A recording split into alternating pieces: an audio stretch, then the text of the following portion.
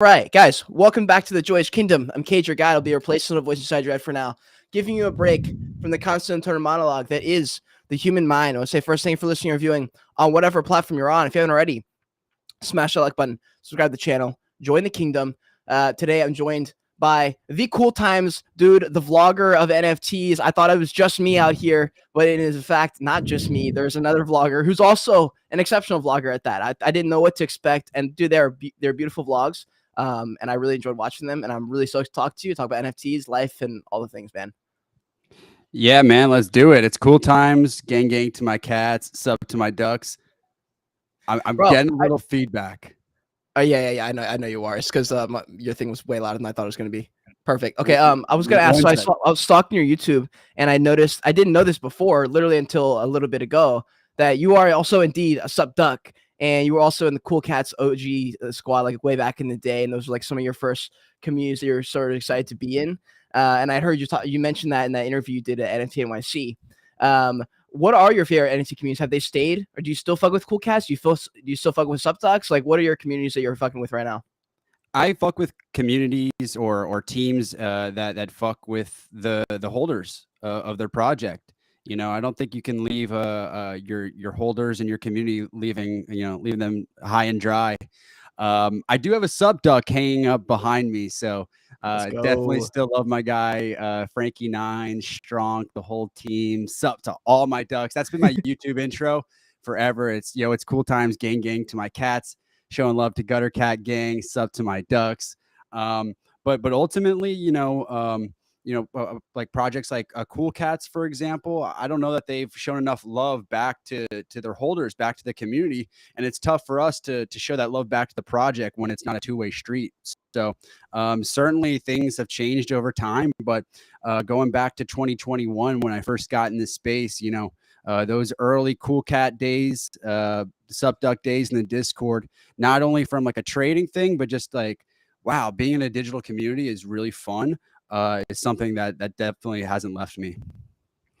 Bro, I'm a Subduck as well. You can't see it because it's just cut off within inches of my screen because I zoomed it in. But I have a Subduck mold of my Subduck. I'm very proud of that duck. I also share with you. I think because we're like kind of OGs in the space. I forget exactly when you got in. Mine was like beginning of the summer-ish. I started making content end of the summer of 2021. And I remember when Cool Cats, I don't know what they're at, like 10, 11 ETH or something. And I remember like those projects, like Doge Pound, they're so fucking nostalgic, bro. Like, I don't know if you have those feelings. Milk chug? Remember like Farouk, 10 ETH milk chug, like dumping like that's when like if you at that point that was like 4K ETH, 10 ETH Cool Cats, like if you just said I watched the Farouk dump milk all over himself and I'm now going to withdraw all my money from crypto and NFTs, you would probably be like, buying the FTX compound that just been foreclosed on in the Bahamas.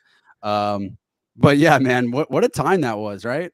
It was crazy, bro. It was crazy. I'm really happy I have that because I feel like that kind of has been the foundation of everything. It allows me to kind of like I think it sits in my subconscious and it like sits there as a place of like love and nostalgia. Like I remember how stressful it was in that time as well to be a creator because I always felt behind. There was always something to live stream. So it was really fun and there was tons of ROI. Like anything you did, you got ROI back on, especially content. And I was going to ask you about that. Like how has your content changed in 2023 or like maybe late 2022 as the bear market or sorry, I guess the bear market did start at the beginning of 2022.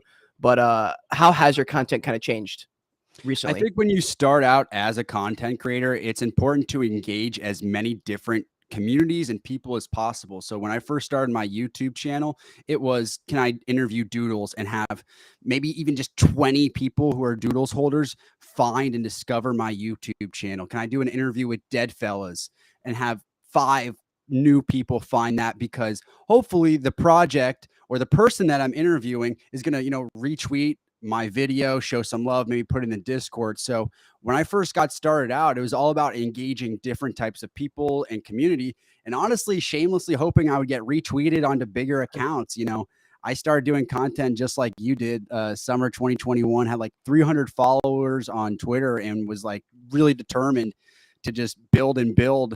And it was through engaging different types of communities. Now in 2023, it's a lot different because I now have a bigger platform and people are looking at me for, answers and content. So Certainly just, I mean, specifically when it comes to NFTs, um, you can't have like 100x alpha with like these shocked face anymore. You really need to have some good content, and you need to have great guests, and you have to have something to say yourself. And it's That's it's facts, dude. tough. It's tough to have something fresh and new to say every day. Every day you got to wake up and be, oh, what am I going to tweet today that's going to be fun and Yeah. controversial? What am I? Controversial. A little bit. You want to engage people, so It's true. um, that I think with the advent of NFT inspect and like engagement farming, you got to like navigate those waters a little bit more. I would agree, dude. I would agree. And I'm seeing a lot of content creators who blew the fuck up, I'll add, in the bull run. And maybe they're alpha callers, whatever was the case. And now they're teaching people how to grow in a bear market, which is interesting to me. And I'm glad that they're trying to help. I have no idea if their advice is that helpful. What are your thoughts on that? How different is it to grow right now in this kind of market versus a couple years ago? Well, it depends what lane you're in. I mean, I've always said you have to, if you want to be a content creator, it's not up to you what your content is about. It's up to the audience. So if I'm in 2023 right now and I say I want to reach as big of an audience as possible, I want to be a content creator, I'm probably going to be utilizing keywords such as AI, chat GPT. The most important thing is to be yourself. And so you can read threads and all that stuff, but you have to be yourself and talk about something that is being heavily searched. And so when I got in this space, and when you got in this space with NFTs, everyone knows what Cade is like. You're a cool, laid back guy. You're in your bedroom. It's the Joyage Kingdom. You got the glasses on, looking good. You're yourself, but you're talking about something that a lot of people are interested in. Like one of my passions is, toys, but not many people right now are like, let's go find out about investing into toys. Right. They're talking about NFTs, but just be yourself. They are? People are looking up NFT stuff? No, they're not. That's why I'm saying AI and chat GPT right Yeah. now would be like the field to get in. But don't try to be like JRNY crypto. Don't try to be like, another big, Lex Friedman. Lex Friedman wears a suit for every one of his, that's uniquely him.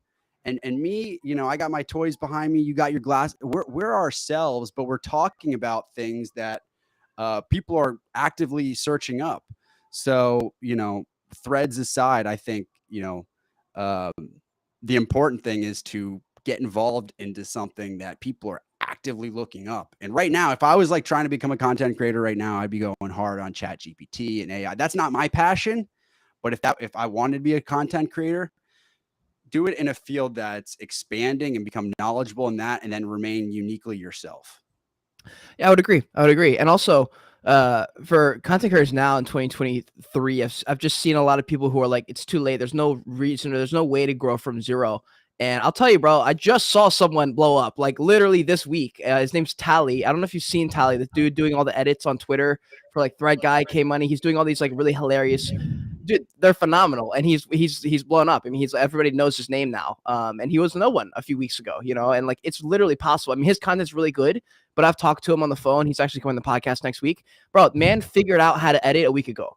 He literally was like, he made a funny video and was like, oh shit, like, okay, people liked that. And so he literally dove deep into the editing world and basically made himself an expert in a week, and then put out another video that was, way better, obviously. And then Thread Guy came on, all these guys saw it. He got everyone's phone number. Now everyone wants to talk to him. He's on these stages now. Bro, he went from nothing to 100 in 2 seconds, but it wasn't really like that, obviously. Like, he spent a lot of time. All the things amounted to that one thing. And then, it's a perfect little concoction of whatever that leads to a moment, if you will. Yeah, I think even myself, who is an established content creator, some days I'm like, man, I should be more like Thread Guy. I should be more like a Champ, or I should be more like Cade. I should be more cool and relaxed and have a beard like him and grow out my hair. Maybe that would help me out. But we've seen time and time again when, there is a stagnation in like followers and engagement. What we saw in the past 6 months, I think there's an uptick in the past month, but let's talk about, June to December 2022 was really tough. The people who succeeded were the people who found their own niche. NFT God, as much hate as he's starting to get, created his own type of niche, which was, I'm going to make long threads. I'm going to talk about JavaScript, Rust development. I'm going to talk about certain things that we haven't seen somebody do that. Another big growing Twitter Spaces host, I think the number one Twitter Spaces host right now is Leap. And King. yeah, I can't say that I've listened to too much, but I was talking to somebody recently who we were talking about, like, who are our favorite Twitter Spaces hosts. And it was really cool to hear from her perspective. She said, I love Leap because he's very like philosophical, and he's got like these very he's got like really cool one-liners. And I was like, okay, so he's bringing something that if you did a voice modulator, you would know that's him. And I think carving your own lane is the biggest growth hack. Yeah, 100% agree, dude. Shout out Leap. And I was also going to say, there was something else I was going to say, but I'll just say this instead because I can't remember what I was going to say. If you're in the YouTube squad, make sure you smash the like button for me. Subscribe to the channel. If you're in Twitter Spaces, hit that bottom right icon, the bottom right message icon. It might be purple. Comment. If you're here for me, comment pew pew. Comment gang gang. Comment Bradley Cooper gang. A lot of people say I look exactly like Bradley Cooper. I don't really see it, but a lot of people say, I get stopped on the street all the time. They say, "Oh my God, are you the American Sniper?" And I'm like, "Yeah." What? Are you making that shit up, bro? I'm making all of that up right now, but no, that's actually not true because I've heard someone say that before. Oh, about me? Oh no, either you said it or someone else said it in a video, and you were in the video. Oh yeah, I've created every single nickname. No one has ever given me a nickname. I've created every single moniker for myself. Oh shit, that's hilarious. The rizziest. A lot of people say I'm the rizziest. Yeah, a YouTuber lot of people out there. 100%. No one's actually said that, but I know everyone has said that, bro. So. Everyone's fucking said it. Everyone I know has said it. If you're in Spaces, hit that bottom right icon, retweets, likes, all the things help. All the comments, make sure you comment exactly how much Riz he's got, what percentage of Riz his body's made out of. I'd say it's close to 90 to 95%. In fact, it probably went up because of the cool types of cats, not cool cats, but cool types of cats that he met at these NFT events. And he did all the vlogs, and I was able to get a little bit of FOMO, a lot of FOMO, in fact, because you met all the people I didn't at NFT NYC, including we didn't meet somehow, even though we were kind of all rolling around the same squads. All the YouTubers were there. I know you saw in your video, I saw Cody, I saw Easy, I saw NFT Kings, bro. Oh my God. I didn't even know. And I didn't know Kings and Easy were there. I don't even think I knew them at that point. I knew Cody was there. I just missed him. Our schedules couldn't catch up. But what did you think about meeting all those guys in real life? It's great. And the biggest advice I can give to anybody at any type of networking event or IRL event, whether it's NFTs or, a different type of conference, is don't be nervous and go up and meet everyone.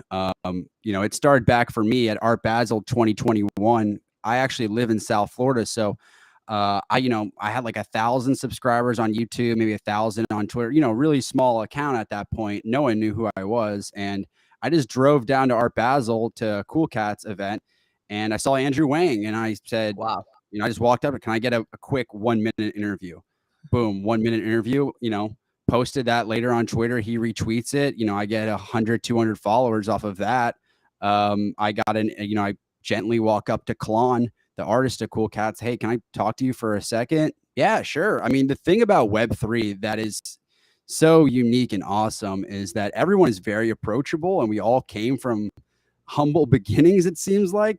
And so, I mean, it all started, for me, just going up to as many people as possible. And I'll tell you, there are people that I didn't like on Twitter, or I thought I didn't like, and I'll still go up to you in person because you want to give that person another chance. You don't want to let perceived slights or mixed feelings about somebody. At Art Basel this past, just a couple, like a month ago, there's somebody that, I think there might have been some tension between us, and we went up and said, hey, and like, now we're like tight. And I'm like, I actually get this person now. And, we're going to do some collabs together. And, never, ever perceive anything the wrong way. Go up, meet everyone, be as happy and outgoing as possible. And that has helped me immensely, making those, looking somebody in the eyes, giving them a handshake, makes it a lot easier to, like, a year later, hit them up and be like, hey, can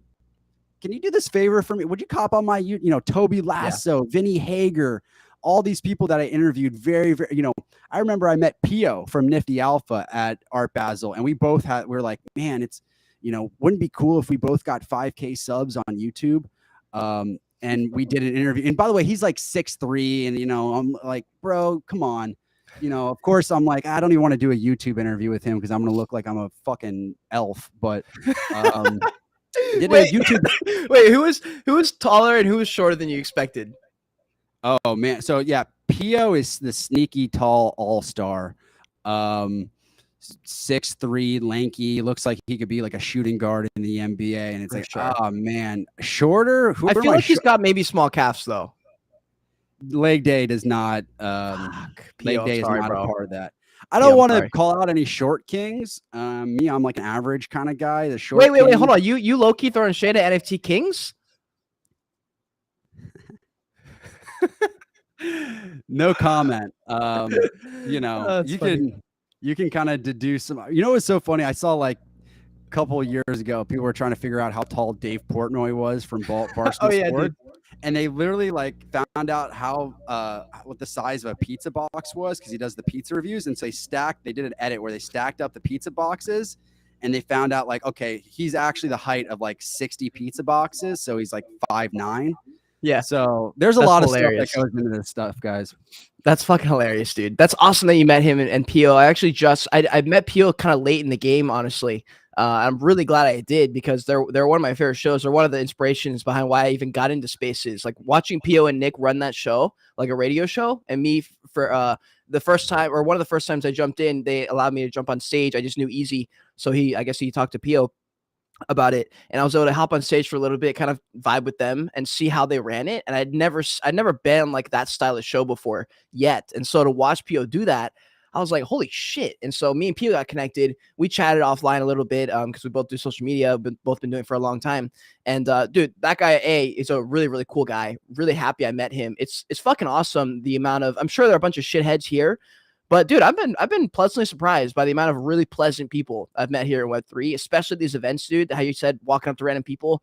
I remember there was a girl who was sitting on a balcony, and she was just chilling there. And so I was just like, all right, well, I'm gonna walk over there. So I walked over there. I had nothing in my head as to what I was gonna say or where I was gonna go. I was like, okay, well, I'm just gonna do this. So I walked over, bro. It turns out after we met and we later connected on Twitter just by total luck because I forgot to ask to connect because she was pretty and I forgot.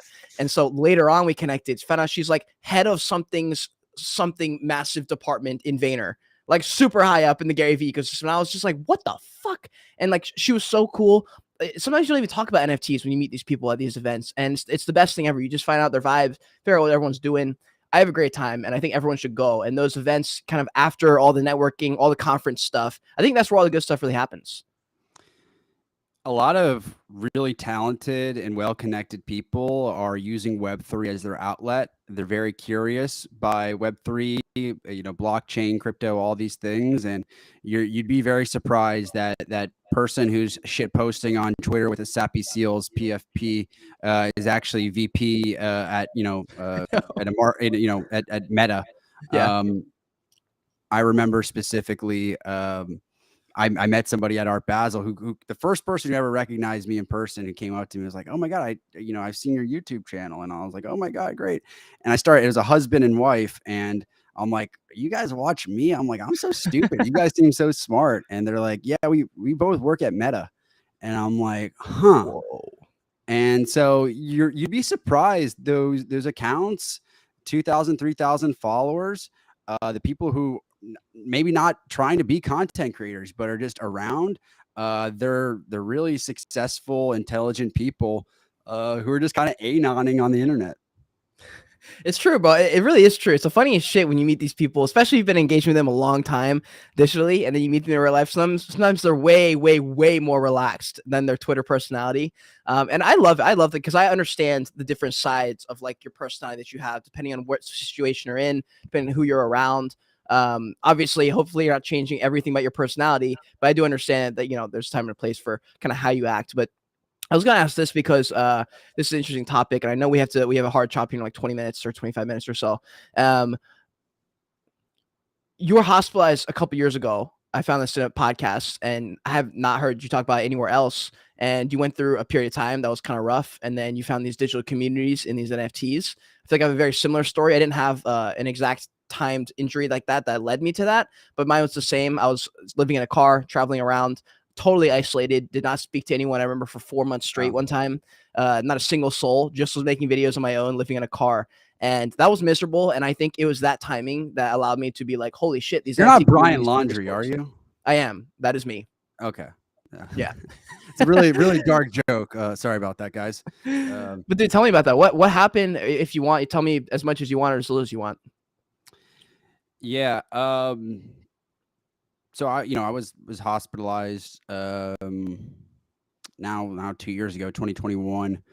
Haven't really talked about it too much, but I had a swallowing condition. This is the first time I ever actually talking about this. Fun fact about me, I didn't eat food for 15 months. While I was becoming this content creator, this popular crypto guy, I actually wasn't able to eat any food. And I was rapidly, if you look at my early YouTube videos, I'm very, very thin, and almost to the point where, I had to be on a feeding tube.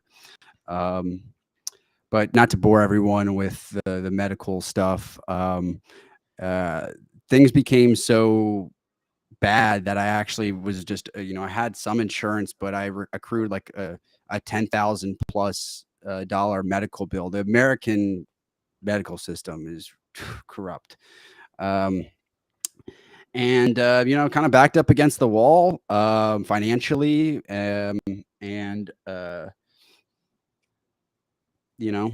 Girlfriend broke up with me. No friends really wanted to, it's not the most fun thing in the world to hang out with somebody who's maybe shriveling to their death. What was cool, going in the Subducks Discord. No one knew what I looked like. Nobody cared what my health, it was just anons, and we're just saying sup, and cool cats. And, I just had my PFP, and no one needed to know what was going on in my life. And that was the best thing. I didn't even have to worry about my life. And so I can truthfully say, I know this sounds crazy, but I'm a huge collector. And, oh shit, am I? Wait, I've never seen that in my entire life. Oh, is that your camera? Yeah. Wow. This is what happens, guys, when you movie recording stopped automatically. The maximum recording has been reached, but you're still streaming. Okay. Let me double check on YouTube and see if you're actually still going. Yeah. 1 second. I'll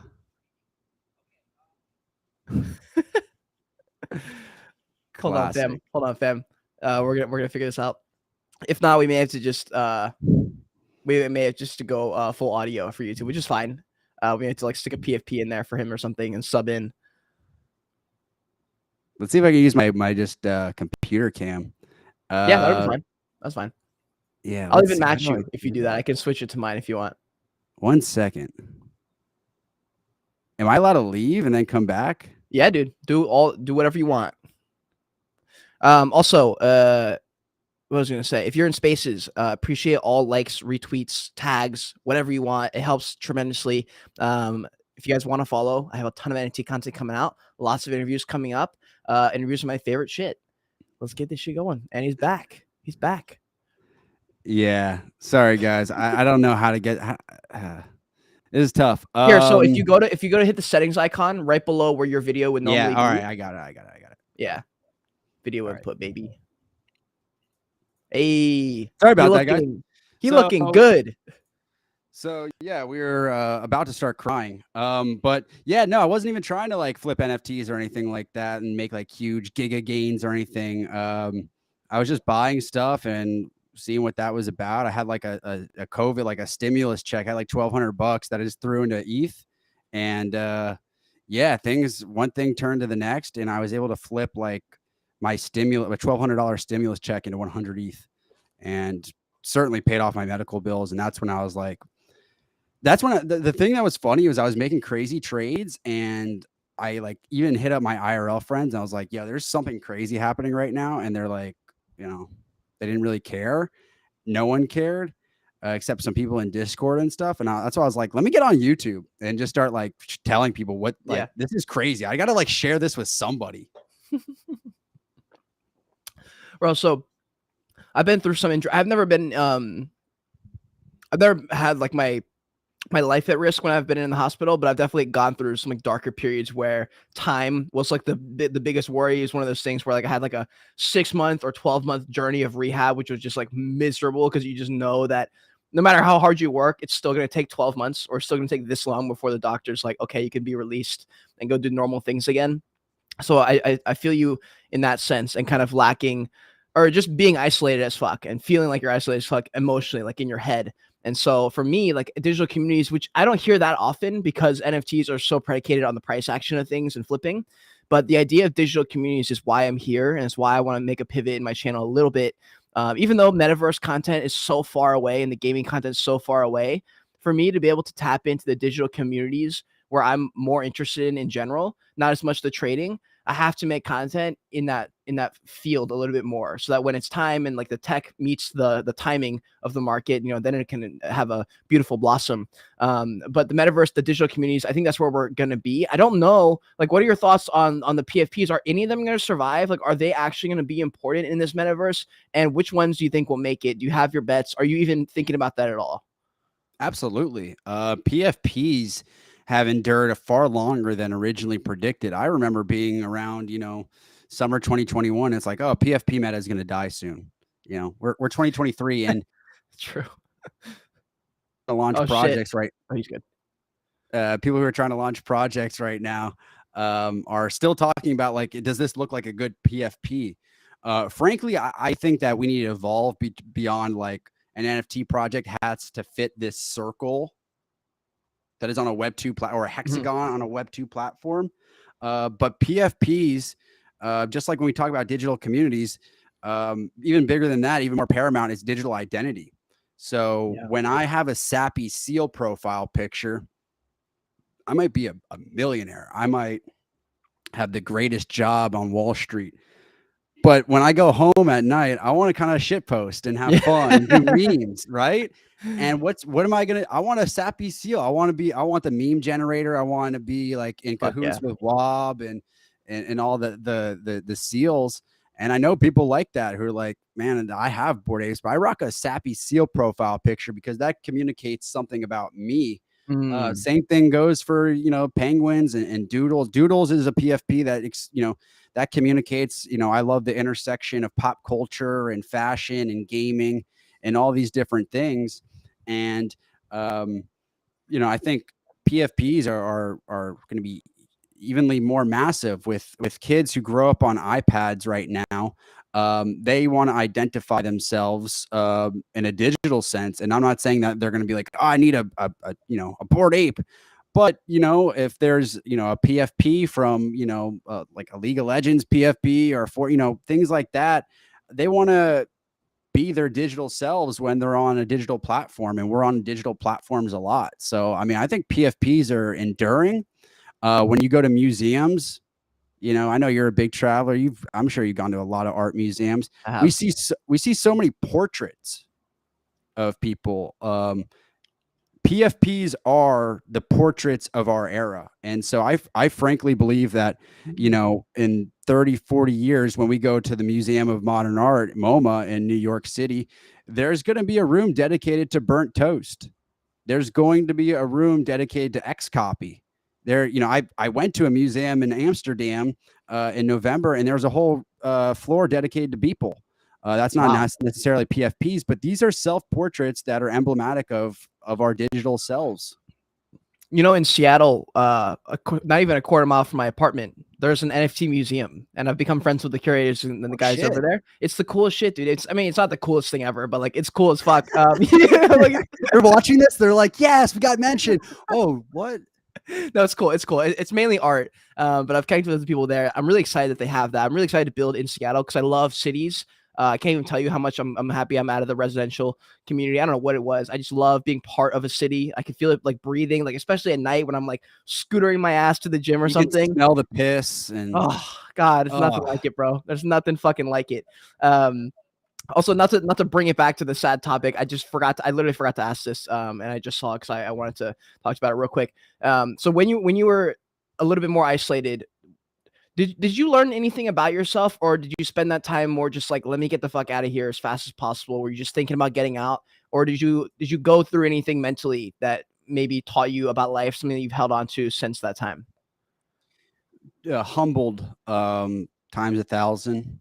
If I was the person I was before that, and I had gotten like a little bit of internet fame and some crypto, and I would be a giant dick, and I already am kind of a dick. So it's like it would be much worse. I just saw someone comment something. I was like, wait, what the fuck was that? Um, yeah, no, I learned a lot about just, myself and being humble and where priorities should be. Like, I'll tell you one thing. I had Peter Pan syndrome before this whole thing, which is like you don't want to grow old. I was like, man, I'm turning, I'm in my 20s and I'm getting older, and I'm never gonna have that young love again. Like I'm never gonna Mm, like have these like less responsibilities. And the funny thing was, after I went through this health crisis where it was like it got really bleak there for a second, and I was like, I don't know how much longer I could be around for.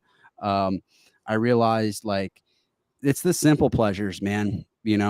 Like I'll tell you, when I did finally get back on my feet, I just go to like these toy stores and get toys and put an AirPod in and listen to like cool music or a podcast and shop for toys. And like I realized it's the simple pleasures, man. It's the, just hanging out with your cat. It's the, we try to make it seem like we got to chase all these different, things. You got to go out and party and all that stuff. And it's fun. But it's the simple pleasures that when your back's against the wall or back's on a hospital bed where you're like, um, you know, it's that you start missing or thinking about the things that you wouldn't think of.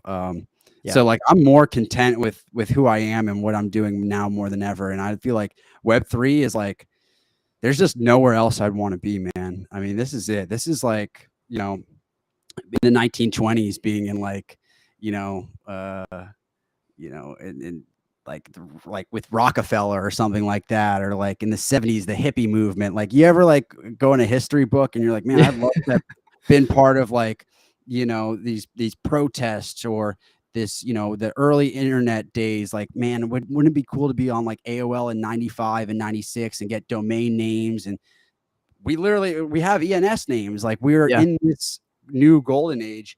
And I feel so fortunate that like I'm sitting here with Cade on YouTube and we're talking about something and we get to have like our little sliver of like we're a part of something bigger and cool. Dude, 1000%. Very well put. You got away with words, my friend. You got away with words. I W wanna Riz. 100%, bro. Yeah, W I'm Riz. rizzing you up right now. It's W. It's so W Riz. I literally don't even know what I'm saying anymore. And so because I don't know what I'm saying, I'm gonna bring up the hardest topic of all time right now. We're gonna talk about psychedelics, fam, just a little bit. Yeah. We're gonna finish off with psychedelics a little bit, and then we'll finish off with some rapid fire Q&A. I got a couple questions. If there's anyone in spaces and you have a rapid fire, please keep it rapid fire because we don't have that much time. And you have a question, go ahead and request to speak now. And when the time comes, I will let you up, but only if you have a rapid fire question. Don't sit here and fucking chill or like, I don't even know like what people do when they come up. Anyways, bro, psychedelics. So we're gonna talk about it a little bit. You saw my DMT video. Yeah. I saw you talking about DMT and I was just like, hell yeah. And I was like, bro, when we do this, like people haven't noticed yet, but we're actually on ayahuasca right now. We actually had a shaman come into both of our bedrooms here and like wave a magic. No, so I did DMT as well, and it was a crazy, crazy experience that my life literally flashed before my eyes. And the one thing it solidified for me was I really believe our afterlife is comprised of the memories we've made. And like when your life flashes before you, I think that happens really slow when you die. And for people who don't know, DMT kind of releases that chemical in your brain when you're dreaming or like when you die. And I'm like, if you live a really good life and you're kind and respectful to people, the images that will flash before you as you die will be really heartwarming. But if you're not a good person, the images that will flash before your eyes will be representative of that type of person you are. Like I heard somebody say once, like, hell is not a place you go. It's the failure of your life's greatest ambitions, Yeah. or a failure of you to be a good person. And so that's why I always try to create great memories, because like I want my life to flash before my eyes and have like that little simple pleasure, before I go. And yeah, so I saw you talk about DMT, and I was Dude, like, yeah. it's a crazy experience. It's crazy. B, it forces you to become a philosopher, because there's no way to go through that experience and not come out of it being like, what the hell? Like what? Like I don't know what your experience was when you actively took it, but when I was actively breathing that shit in, I remember thinking, wow, this reality literally does not exist. I watched it disintegrate right in front of me. Like I remember vividly sitting in my fucking couch as I inhaled it, and I felt the physical world start to disintegrate into like I don't even know, like vapor and or smoke, and I was like, this is literally this is literally not real. What the hell? And then I just started to become part of the disintegrating matter, like Thanos. And I pulled a Thanos, and I went and traveled through the universe or something like that. And I went through a very spiritual experience of kind of, I don't even know how to put it. It just felt like a timeless world, like a, I don't even know, like a little in between world. And I think you're right. It is that thing that releases those wild chemicals that make your brain think a bunch of stuff, and whatever's on your subconscious is gonna come right out, bro. It's gonna come right out. Absolutely. I remember when I was watching it, like there was a bunch of psychedelic YouTubers that I was watching because I was all in, and I was just so interested in all that stuff. And this bald dude that I watched all the time, he was like my master. And when I was tripping and like I started to panic because it started to get too much, and he just appeared in my fucking brain, bro. This bald dude comes up, he starts pointing and laughing at me. He's like the size of a tower. He's Yeah. like towering over me. He's like, "You're so stupid. Like, you're supposed to do this. Like, why aren't you following any of the things I told you to do in the YouTube videos?" And I was like, "Oh my God, I forgot." But it's a wild shit, dude. Some wild shit. What drove you to do DMT, my dude? I've experimented with psychedelics before. Like I think I've had some really kind of game-changing experiences on like mushrooms and stuff like that. Like I had this thought one time after I took mushrooms, where it's like no physical force can actually stop you in this world. Everything is a reactive force. Like if I wanted to, I could open up this window and jump out. I could do anything I want right now. The only thing people can do is, humans, like the police, they can only react to what you Right. do. That's Literally no interesting. one can stop you from doing anything. So just go and do it. So those type of little profound things have stuck with me. And I was in Colorado in the mountains with Oh my shit. boy, and it's just like, let's go. Let's But go, yeah, baby. that's a little bit. We don't have to go full blown down the psychedelics route. But I saw you talk about DMT, and I was Yeah. just like, you know, we could do a little segment on that. Yeah, man, 100%. Yeah, and if you're watching this right now at home, and you're thinking, man, I could do whatever I want, just grab your $500 carton of eggs and throw an egg at the wall and just see what Whatever you happens. want. So maybe something will happen from this. Maybe someone will No just one's gonna airdrop stop you. you from doing that. Nobody will Duck, stop. clean I it won't up. stop you.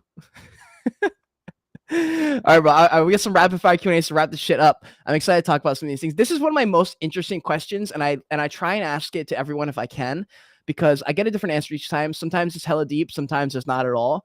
And there's no right or wrong answer, obviously. So, what do you think about when you like go for a hot girl walk? You know what I mean? Like you're like, all right, man, I've been working hard at the desk for 4 hours. I need to like unplug, get outside, walk around. When you're walking, are you listening to podcasts? Are you like unplugged? Are you listening to the birds? Like what goes through your head? Yeah, I am a huge podcast guy, and I think, we're so much in our heads, and you know, I think it's good to kind of take a break from your own voice inside your head and listen to somebody else. So I love cranking out podcasts when I'm on a walk. That's my hot girl walk for sure. Cranking out some podcasts and letting somebody else kind of share their POV on things. So obviously, besides the Joyage Kingdom, who else are you watching? Who are the podcasters that you should be watching, you think? So, I'm so entrenched in Web3 that I can't say I actually listen to any Web3. Like I watch I've watched your content. I watched YouTube videos and stuff like that, but that's almost like a working type thing. Cause I'm trying to see, okay, what is Cade doing? How is he what is he talking about? How is he going about doing things? That when I am doing that quote unquote hot girl walk, I'm trying to kind of, I've never burnt out in this space. I never took a break. Every single day I'm here just like you are. And so when I do that, I love listening to, I'm a huge movie guy. Before I got into NFTs, before that whole hospital thing, I was, working in Hollywood. I was a producer in Hollywood. I was, very much entrenched in that world. And so I love listening to, Inside Hollywood podcast, movie podcast. I'm a huge sports fan. I have season tickets to the Miami Marlins. I crush like I brought my laptop to the they know me. I bring my laptop to the Marlins games and I like have my Wi-Fi router and I like mint NFTs and it's ridiculous. Oh my God, stop it.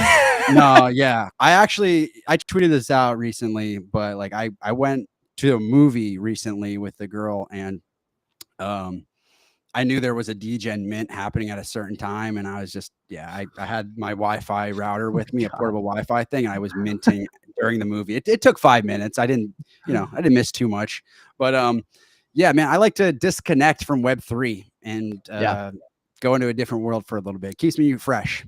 Facts, dude. Facts. All right. Wow, that was a rapid fire answer, by the way. Sorry. No, totally cool, dude. Totally cool. Like I said, it can get deep or it doesn't have to. Do you have any guilty pleasures? Milkshakes. What flavor?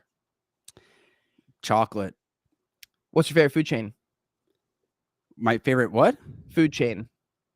Like a fast food chain? Yeah, bruh. McDonald's? Yeah. Chick-fil-A? Yeah, filet. Yeah, filet's up there for sure. 100%. Okay. And look, we're definitely going to need to do a follow-up podcast. There's a bunch of questions that you opened up in my head. Let's stay on here a little bit longer. I was supposed to jump on an AMA at 2. We can stay on a little bit longer. Let's if we need to go over. Yeah, we can go a little. Okay. I'm having way more fun. I'm supposed to do an AMA and they're gonna be like, what NFTs do you think will pump? And it's just like we'll talk about that in a second. So we can make sure we got some answers finished. We want to go a little over time. Well, I fucking appreciate that, and I'm sure. Actually, you know what? We'll just have them ask their question first, and then I have a couple more. Cool. Mr. 618.eth. What's your question, fam? What's your question? Thanks for coming up. Hey, hello, kid. It's not really a question. It's just like an appreciation of your show. Both of you guys, Kate, Cooltimes. So appreciating the collaboration in this video. That's basically my first time speaking on basically the channel. Let's go. Twitter. Let's go. And I've been watching your branding, the Joyage Kingdom, how you basically went in a mountain and all your story and stuff like that. So both of you have interesting stories and basically nothing else to say but big up, keep doing your thing. And I know a lot of good things coming. And if I would have a question, that would be does Cooltime like fishing? And probably there is something fishy behind this question, but does he like fishing? Hey, appreciate that very much. Thank you for watching all my stuff. Dude, do you like fishing?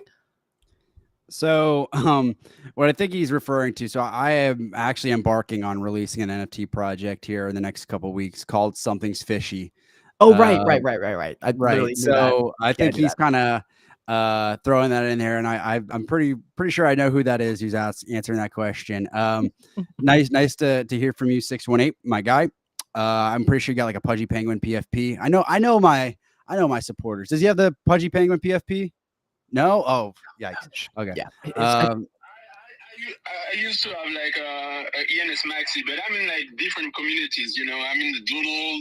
The first time that I heard you, a cool time, that was when you were interviewing Bandits, and when he was releasing his project. So I'm pretty much into that Web3. So you guys are people that I'm watching when I'm doing my dishes and stuff like that. Hey. Not to diminishing what you guys doing, but basically that's when I have free times, and it's either when I'm driving my van truck, I'm putting my YouTube videos and I'm watching Web3 contents, and I like watching Cade. Cooltime.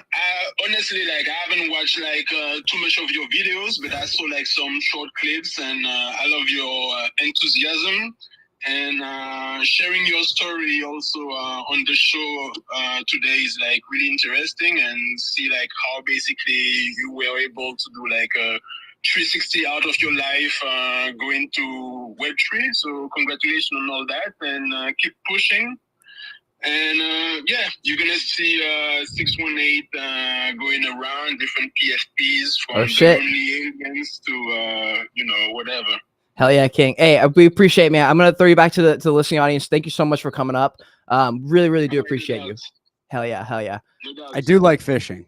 He does like fishing. That is the final answer. That he does like fishing. Okay. Got a couple of last questions here, and we'll get you out because I know you got that sick AMA. I'm actually, I'll probably tune into that. What, who's it with, by the way?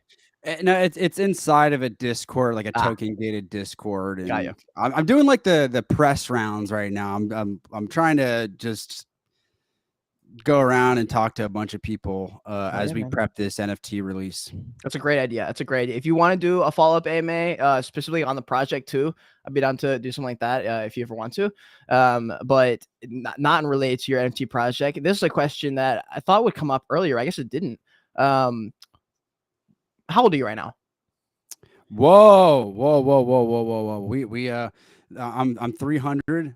That's what Chief Keef said on the Breakfast Club back in the day. I'm not even gonna share that because I think certain things like that is how people kind of can put you in a box. No worries.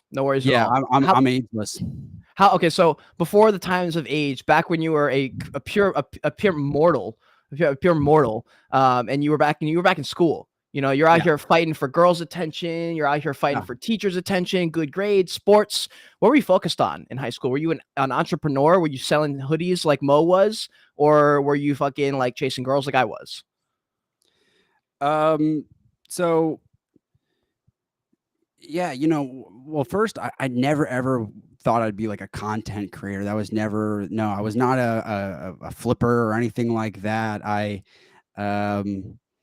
was somebody who was like the captain of the debate team, where I got a lot of public speaking. I could tell you a lot about the US government, and I debated I got like trophies. I won debate trophies at like Harvard and Yale, and was the presiding officer over like a congressional hearing. Whoa. I was very much into that. Yeah, man. And that was my high school, and I definitely did crush it. Like, I'm not even gonna lie. Like I had like 10 girlfriends in high school, like senior year of high. Like I was the W Riz was there. I've fallen off so hard, but yeah, then I got into college. I started my own production company actually, and then through that production company, I got an internship at Warner Brothers.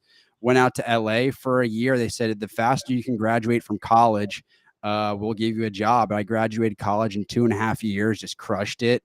While being in a fraternity and like, bro, partying a lot, like, wow, like tons of, yeah. So, yeah. And then I went out to LA. I lived in LA for 5 years. I worked at Warner Brothers and MGM.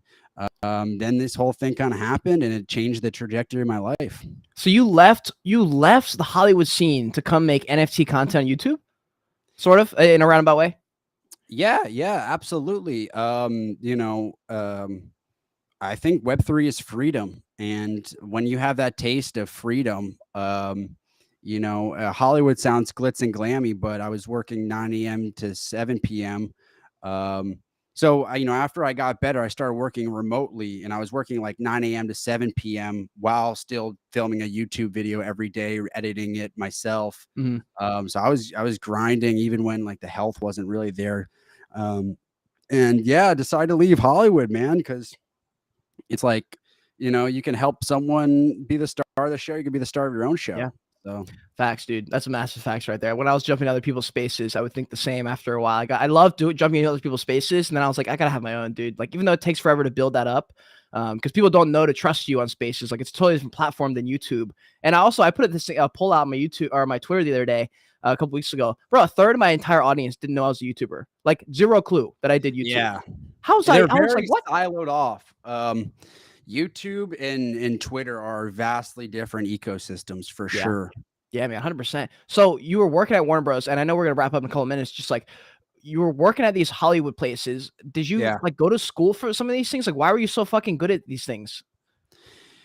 Yeah, I went to school and very, very talented writer, and was able to kind of leverage a lot of the friends I had made in college to get them to start starring in a lot of short videos that I post on Facebook and stuff that would go viral. Like, I wasn't really like I'd hire actors. I wasn't even like the content creator type. But we do some viral stuff, and I sent like a whole care package to Warner Brothers, and they're like, Whoa. yeah, like, and my nickname I gave myself on YouTube is the American Sniper. Fun fact is, you know, my first job was working for Andrew Lazar, who is the producer of American Sniper. And we were working on a lot of cool stuff over at Warner Brothers, and reading a ton of scripts and giving development notes. And I worked on I helped produce a movie starring Logan Paul, which Airplane Mode. Nah, man, not that one. Baywatch. Nah. Baywatch. No. Damn. You don't I will tell you it. I will tell you. It was called Valley Girl, which is a remake of the 1983 Nick Cage movie. It's a musical, and it was going to be, I was really excited because I had my name in the credits, and I was like, man, it's going to be so much fun. I'm going to get me and all my boys. We're going to like literally rent out a movie theater, going to see my name in the credits and all that stuff. And Logan Paul, like a couple months before we're about to release into theaters, does his Japanese Suicide Forest video. And MGM says, we're going to, you know, he's like second billing on this thing, along with like Chloe Bennett, Jessica Roth from Happy Death Day, some other big actresses. They said, we're gonna have to shelve this. And so they shelved the movie. This was gonna be like my biggest like credit ever. And they shelved the movie, and it didn't come out until quarantine, and they released it on, you know, streaming. So Logan Paul, fuck you. Logan, my man, you're taking. He was actually, no, he was, I'll tell you this. He was, and people are going to hate this, he was an incredibly genuine and down to earth person. I believe you, bro. I believe you. And I'll tell you one quick story that really kind of was like, blew me away. We would shoot at really obscure hours. You know, if it's a nighttime scene, a movie, that's like, it's actually like 4 a.m. because we're trying to use a street and not have a bunch of, so we're shooting something at like 3 a.m. I'm really tired. We work 12 hours. So it's 3 p.m. to 3 a.m. It's 3 a.m. And a bunch of neighborhood kids had realized Logan Paul was shooting. So it's like 3 a.m. and there's a bunch of screaming kids waiting for him. And we're walking off our set, and I'm like, oh man, I'm going right home. I'm so tired. And he stopped, and there's like, you know, like 20 kids, real kind of, we're in like a weird neighborhood in North Hollywood. And he stopped, and he took a selfie with every single kid, shook all their hands, and it's like 3:30 a.m. We just did a 12-hour day. And I was like, man, I would have said, fuck them kids, Michael Jordan me. And he stopped, and he was like engaging with all of them. And that left an impression on me. It was like, doesn't matter who you are, you know, if you're feeling all right, just take a time and make someone's day, make that core memory for someone. So actually my experience with him was really positive, but then he decided to go to Japanese Suicide Forest. Yeah. I think I'm very, very, I love Logan, and I want to love Logan. Sometimes he just makes decisions where I'm like, bro, what are you thinking? What are you doing? What are you saying? But I think you sound like Logan Paul. Really? Yeah. Like what are you doing? Like well, I've got like a voice translator thing, and just it morphs it a little bit. Where are you from? Where are you from? Charleston, South Carolina. Oh shit. Are you going to go to the Beeple? Did you see that Beeple studio thing that just dropped yesterday? Yeah, I haven't been back to Charleston since I left. I moved to Seattle. I was in Colorado actually for a year before I moved to Seattle, but now I'm in Seattle. I have not been to Charleston in a little while, but I do got to go back this March, bro. In a couple of months, he's opening a huge studio there to display NFTs in Charleston, where he lives. Okay. And did I know that? I don't know. Vlog, me and you. Yeah. I mean, if you're gonna be there, definitely down to do it. A joint collab video vlog for NFT event would be fucking awesome. So I would definitely, let's talk to you about that. Let's do it. Let's fucking do it. Let's fucking do it. Dude. I'm super down. All right. I know you got to be out of here in a second. Here's the final two questions. Real quick, run me through, because this is gonna be a perfect soundbite. run me through Cooltimes day in the life, Tuesday mornings or something, a standard day for you. Like, give me like a standard day. It's not going to be a perfect sound clip because I have a lot of medical issues and I do a lot of weird stuff on a daily basis. You know, wake up and, I'm not going to pretend like I'm like meditating, drinking water. I'm waking up and I'm immediately checking Twitter. Facts. And I'm immediately firing off a tweet. Algorithm, got to hit the tweet, replying to a bunch of tweets. I mean, Twitter runs everything. So I'm immediately hitting that. I actually have an issue with my eyes that stemmed from my lack of not eating for like 15 months, where my eyes are very depleted. So I actually have to rest my eyes every ever so. I'll probably have to go rest my eyes after this. It sounds very, very weird, but I can't produce tears anymore. So I have to go put artificial tears in at some point. So basically things revolve around that, specific things I need to eat. And I have a basketball court in my backyard. Really? It's not like a full blown. I bought it like one of those like rinky dink basketball hoops. I just threw it in my backyard. And idea generation when you're moving is so important. Walking. So shooting hoops for me is like I'm gonna go shoot hoops later, and now that's where I'm gonna get a lot of my heavy thinking done. But I usually try to crank out like a YouTube video or something like that. Honestly, pound Twitter as hard as I can. I send one thing. This is a whole separate thing. I send about 100 direct messages a day on Twitter. I'm the king of the cold DM. About 90% of my DMs don't get returned, but I shoot my shot like no one's business. Nice. So for what? What are you just trying to say? Are you saying what's up? Like, hey, just love to connect, or like what kind of message are you sending? Tons of outreach, depending on what. For so long it was for YouTube in an aiming high, because you never know who's going to respond. I remember sending a DM to the Doodles account. I had like 1,000 followers right after they minted out, and I did the first Doodles interview just because they responded. And they're like, sure, actually no one's asked us to do this, let's do it. Franklin, the 90 apes guy, I remember early on, he just responded to a DM. Right now what I'm doing is reaching out to a ton of super rare artists to pick their brain, because I want to get more into that art world. As I saw from June to December of last year, art stood the test, tall during the bear market, where tokenomics and posinomics didn't.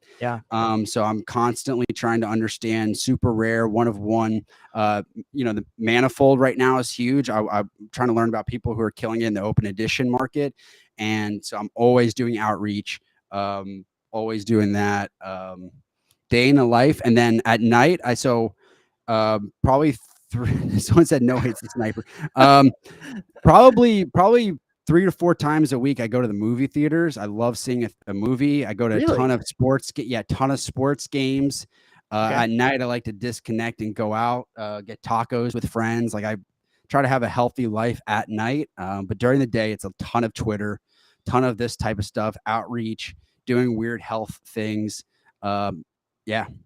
Dude, that's fucking awesome. Great answer. I love that I got an insight on that, especially your outreach. People would be fucking shocked at what you can accomplish with sending some DM. I don't send as many as I should, and I'm glad you said that, because now it's getting me inspired to do so. Because I've landed some of my biggest guests. Like, I also interviewed Doodles probably right after you. It was when they had crushed the mint, and they were still at 1 or 2 ETH before they flew. And I basically was right in between that little time period. And so I got to interview Jordan. I forget if you interviewed Jordan Castro or someone else, but that was a great convo. And then I got like Crypto Wendy was a cold DM, and she's like one of the probably the biggest female crypto. I've seen that. I've been watching those. Thank you, bro. Yeah, I milked the shit out of that with every soundbite. Anything that could be a soundbite from that podcast was a soundbite. Like, I probably got 40 clips from that podcast. Absolutely. Repurpose it. And if you can get the retweet, I mean, I'm sure, you're all over this, but retweets are so, and I mean, I'm really enjoying our podcast. So I wish we could go on a little bit longer, but one thing that I've done recently is, I did like this whole like 2022 NFT Project Awards thread, and it shot me from like number like 300 on NFT Inspect to like number 40 in like a day. Because I just, engaged as many communities as possible. A tweet about pudgy penguins brings that whole core community into it. A tweet about space riders brings that. The more you can engage with different communities, get retweets, get in front of new types of people is so important. Yeah, 100% fucking facts, dude. I also want to say thanks for spending some time with me. Spaces people, thanks for spending some time with me. The final question is fuck, marry, kill, but it's FUD, flip, or hodl for NFT projects. FUD, flip, or hodl. We have Doodles on the chopping block. We have Cool Cats on the chopping block. And we have Azuki on the chopping block, but they're all at 10 ETH. Now you got a FUD one, you got a flip one, and you got a hodl one. What is your choice, sir? And other people in the spaces, if you want to leave a comment, hit that bottom right message icon. Let me know what you guys would choose: FUD, flip, or hodl, Doodles, Azuki, and Cool Cats. So I'm fudding Cool Cats because when I went to their South by Southwest event, and this is one of the cool things about going to these events, is you can kind of see where like who's actually unloading their marketing budget or unloading their budget on these events. Doodles had a huge activation at South by Southwest last year. Alexis Ohanian was there. Tons of people stopped by. Tons of people were there. It felt like an adult Disney World. Cool Cats had like a pizza party.